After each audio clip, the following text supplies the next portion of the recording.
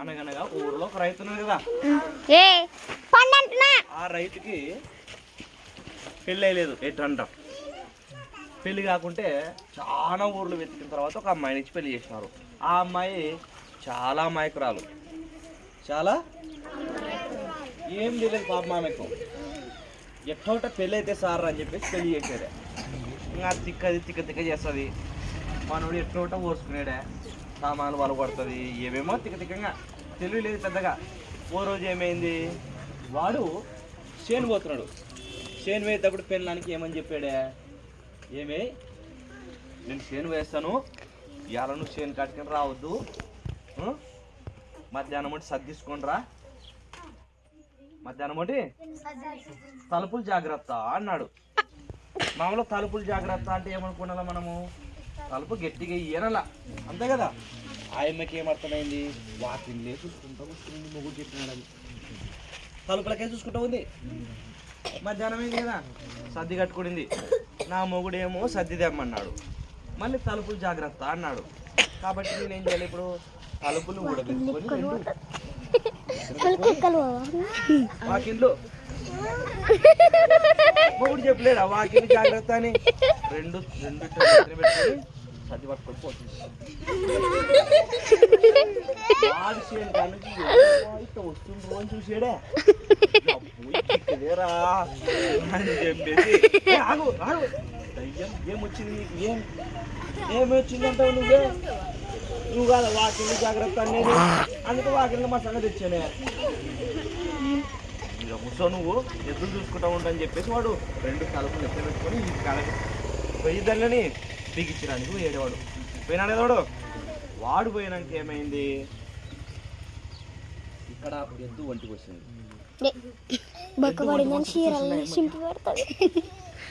మా ఎద్దు కడుపుకు బొక్కబడింది తండ్రి, కడుపుకు బొక్కబడింది తండ్రి, బొక్కబడింది తండ్రి, కడుపుకు బొక్కబడింది అని చెప్పి చీర చించి దానికి అడ్డం పెడతాది, కారి పోకూడదు అని అది ఒంటికి పోసింది. ఎద్దు కొంచెం లూకైంది, ఎద్దు ఒంటి కూడా ఆపేసిందే, ఇంకో ఎద్దు మొదలుపెట్టింది. దానికి కూడా కడుపు బొక్కబడింది తండ్రి అని చెప్పి మొత్తం చీరల్లా చింపుకొని దానికి వాడు వచ్చాడు. ఏమొచ్చింది మారమ్మ, నీకు చీర లేకుండా నిలబడేవే, ఇప్పుడు నా ఎంగేసుకో అని చెప్పేసి అంగేసుకొని కుసుకోతాను. ఏంటికంటే చింపుకొని వచ్చేవి అంటే, ఏమంటావు నువ్వు, నన్ను వేసి తిడతావు సున్నాన్ని, కడుపు బొక్కబడిండే ఎద్దుకి కదానా ఒంటి పోసేద్దాం దానికి ఆడబోస్తాయి. ఎప్పుడు చూసలేవా, నువ్వు ఎప్పుడు చూసలేదు, వీళ్ళు అక్కడ దాన్ని తీసుకొచ్చి నాకు పెళ్లి చేశారని చెప్పి నువ్వు ఎక్కడ రావద్దు, ఇది గడపడింది అని చెప్పేసి ఇంటికి కలిసి పెట్టొచ్చాడు. ఇది గడే వచ్చి పని చేసుకుని గడే ఉంది. ఓ రోజు ఏం చేసినారు, ఒకడు తేనమ్ము తేనె తేనె తేనె తేనె అనుకుంటూ వచ్చాడు. ఈ అమ్మకి తేనె అంటే నోట్లో నీరు ఉన్నాయి, డబ్బులు ఏమో లేవు, మొగుడు ఇచ్చలేదు డబ్బులు, తిక్కది కదా డబ్బులు కైపోకూడదు, డబ్బులు ఇచ్చలేరు. ఆ అమ్మకి తేనె తిన బుద్ధి అయింది. బాగా ఆలోచించుకుంది, మాకు 2 బరగొట్లు ఉన్నాయి, 2 బరగొట్లు ఇస్తాను నీకు, నాకా ఎంత అయితే 80,000 చెప్పున చూడిందే. వానికి ఏమి లక్షణంగా తాగి ఎంత అన్నదాగు అనేవాడు. 2 బరగొట్లు తీసుకొని తేనె చెమ్ముడు పోసాడు.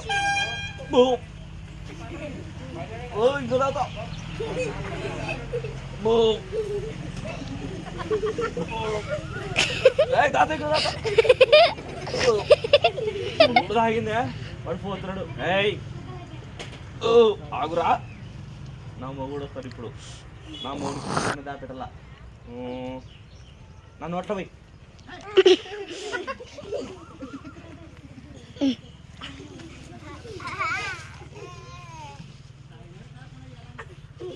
నోటి నిండా తేనె ఉంది.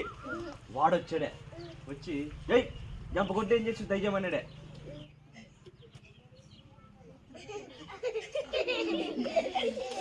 నోట్లో తేనె పెట్టుకునింది కదా అంటుంది, ఇక్కడ ఏం చేసా జంపకొంటే ఇది చెప్తే అర్థం కాదు, పట్టుమని పెట్టేసారా, నీకు బుద్ధి లేచుడి, తేనెల్లా మింగేసి నేను నీకోసమని తీసిపెట్టింది.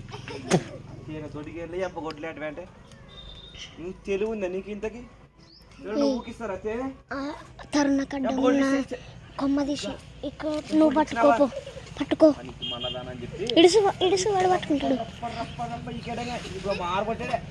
వాడతారకే అలిగి ఉడికింది దాడుకో అడుగు రేటుగా ఎత్తిగా ఏడుచుకుంటా పోతుంది కొంచెం పోయినాక రాత్రి అయింది ఎప్పుడు భయం అయింది జర్బలాజీ చెట్టు ఉంటే అట్లా 50 చెట్లు అక్కడికి 5 ఎక్కి చెట్టు మీద ఊకులేదమ్మా అమ్మవారి గుళ్ళోన ముగ్గురు దొంగని అని ఏం చేసినారు బంగారం ఎత్తుకొని వచ్చి దానికి ఏదో కూర్చుకొని బతుకుంటుండ్రు నీకి నీకి నాకి నీకి నీకి నాకి అని బతుకుంటున్నావు అని ఆయనలో ఈ అమ్మ ఏం చేసింది ఆల్రెడీ అమ్మ పడుకునిందే సడన్గా పొరిలింది తప్పుమని మన భద్రపడింది నెత్తిర పోసుకొని దయ్యం లక్కుంది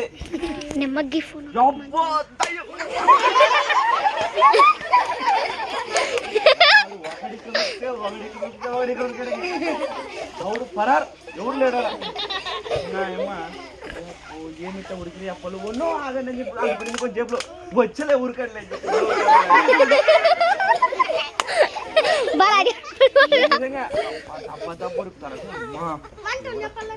చెప్తాలే ఇంకా ఉరికి ఉరికి ఉరికి ఉరికి రారులే అని చెప్పి అడే కూర్చుకొని పొద్దున్న మూట కట్టుకొని నా మొగుడి నన్ను దాన్ని నేను ఏం తప్పు ఇంటికి పోతా అని చెప్పి ఇంటికి పోయింది ఇంటికి పోయి ఆడ బంగారం చూసాడు వాడు ఏదో తిక్క దాని పైన ఏదో మనకు దొరికింది నీ ఊర్లో ఉంటే నీ గురించి తెలిసి అర్థం కొని వచ్చి మళ్ళీ కొడతారు నిన్ను నువ్వు మళ్ళా దెబ్బతింటావు మన నీ ఊరు వద్దు కథ వద్దు వేరే ఊరు పోదాం అని చెప్పేసి వాడు ఆ బంగారు తీసుకొని ఎట్టోట నా తిక్క పెన్నామల్ల ఎంతో కొంత నాకు ఎంపగొడ్డుపోయిన నష్టము అన్నీ కవర్ అయిందిలే అని చెప్పేసి అప్పటి నుంచి పెన్నాంతో కలిసి వాడు సంతోషంగా బతికినాడు ఓకే అంటే రకరకాల